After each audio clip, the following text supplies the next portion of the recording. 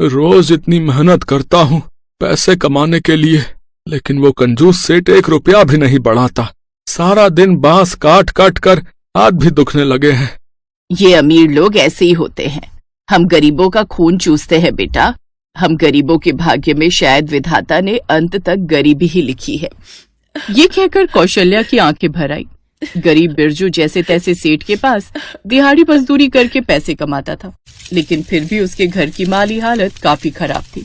ऊपर से 2 बच्चों की पढ़ाई लिखाई का खर्चा वो अलग, और बिरजू की कमाई में इतना खर्चा नहीं चलाया जा सकता था। इसलिए बेचारी दोनों सास बहू सारा दिन रात आंख गड़ाए लहंगे में मोती चिपकाने का काम करती, जिनसे उन्हें एक लहंगे के सिर्फ 20 रुपए ही मिलते।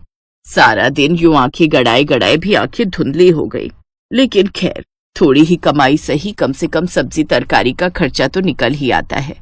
लेकिन तू उस टेलर से बात कर, जितना काम है इस लहंगे में उस हिसाब से तो एक लहंगे के 50 रुपए बनते हैं। ठीक है माँ जी, मैं उनसे बात करती हूँ। रीना टेलर से बात करती है, लेकिन वो उन दोनों को काम देना भी बंद कर देता है। तो जैसे बड़े बड़े आते हैं इस दुकान में, जो 20 तो क्या 10 रुपए में भी ये काम करने के लिए तैयार हो जाएंगे। चलो जाओ, तुम गरीबों को भी ना पैसा हजम नहीं होता। पिछले 2 साल से हम ये काम कर रहे हैं, कम से कम कुछ पैसे तो बढ़ाइए। अरे कहा ना जाओ यहाँ से। और वो टेलर उनको काम देना बंद कर देता है। उनका वो काम भी छिन जाता है। उधर बिरजू भी उदास मन से घर लौट आता है। सारा दिन जितना भी काम कर लो, लेकिन फिर भी सेठ की नजर में हम गरीबों की मेहनत कोई मायने नहीं रखती। अब तो जी चाहता है नौकरी छोड़कर खुद का कोई काम शुरू कर लूं। बाबा, इस बार हमें भी दिवाली में पटाखे जलाने हैं।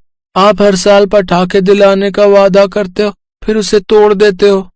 मैं क्या करूं बच्चों, मैं हर साल सोचता हूं तुम्हारे लिए नए कपड़े और पटाखे लूंगा, लेकिन मैं हर बार अपनी गरीबी के कारण तुम्हें कुछ नहीं दिलवा पाता। बड़ी मुश्किल से जो थोड़े पैसे मिलते हैं उससे मैं तुम लोगों का पेट भर पाता हूँ।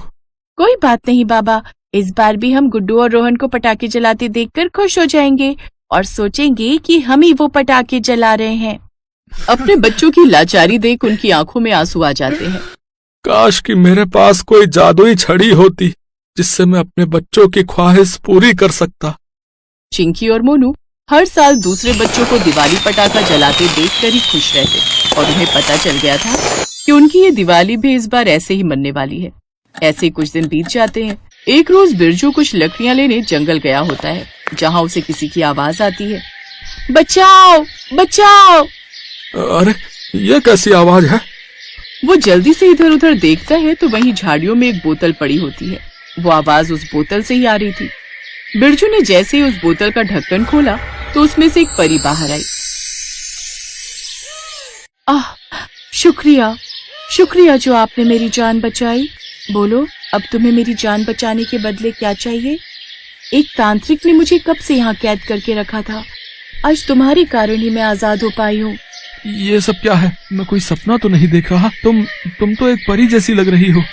परी उसकी मासूमियत देखकर मुस्कुरा देती है, फिर जादू से एक छड़ी प्रकट करती है और वो जादुई छड़ी बिरजू को देती है। तुम इस छड़ी से अब जब भी जितने भी पटाखे मांगोगे तुम्हें मिल जाएंगे। इसकी मदद से तुम अपने बच्चों को जिस तरह के पटाखे दिलवाना चाहते हो दिलवा सकते हो। साथ ही खुद की पटाखों की दुकान भी खोल सकते हो, जिसमें पटाखे बेचकर तुम कमाई भी कर सकोगे। क्या क्या सच में? तुम्हारा बहुत बहुत धन्यवाद जादुई परी। बिरजू घर आकर ये बात सबको बताता है। फिर उस जादुई छड़ी से वो पटाखे मांगता है। ए जादुई छड़ी, जल्दी से ढेर सारे पटाखे मेरे बच्चों को दे। तभी वहाँ पटाखों का ढेर लग जाता है। ये देख वो सभी बहुत खुश होते हैं। अब वो खुद की पटाखों की दुकान खोल लेता है और उसमें पटाखे बेचने लगता है, जहाँ वो गरीबों को सिर्फ 1 रुपए में पटाखे देने लगा। लेकिन बेटा, इतने सस्ते पटाखे क्यों बेच रहा है? माँ, हमारे जैसे और भी बहुत गरीब के बच्चे हैं जो महंगे पटाखे होने के कारण पटाखे खरीद नहीं पाते। इसलिए अब से मैं गरीबों को 1 रुपए में ही पटाखे बेचूंगा, ताकि उनकी दिवाली भी धूमधाम से मने। बिरजू जहाँ गरीबों को 1 रुपए में पटाखे बेचता, वहीं अमीरों को भी बाकी से सस्ते दाम में बेचता, जिससे उसके पास काफी लोगों की भीड़ लग गई। वाह बिरजू भैया, इससे सस्ती दुकान तो कहीं नहीं मिलेगी। सिर्फ 1 रुपए में पटाखे। बताओ तो, कोनो मशीन हाथ लग गई है क्या मुफ्त में पटाखे बनाने की? अरे ऐसा ही कुछ समझ लो राजू भाई, और तुम आम खाओ, गुठलियां काहे को गिनते हो। सही बात है, सही बात है। अब उसकी खूब कमाई हुई, उनकी पटाखों की दुकान हर जगह फेमस हो गई।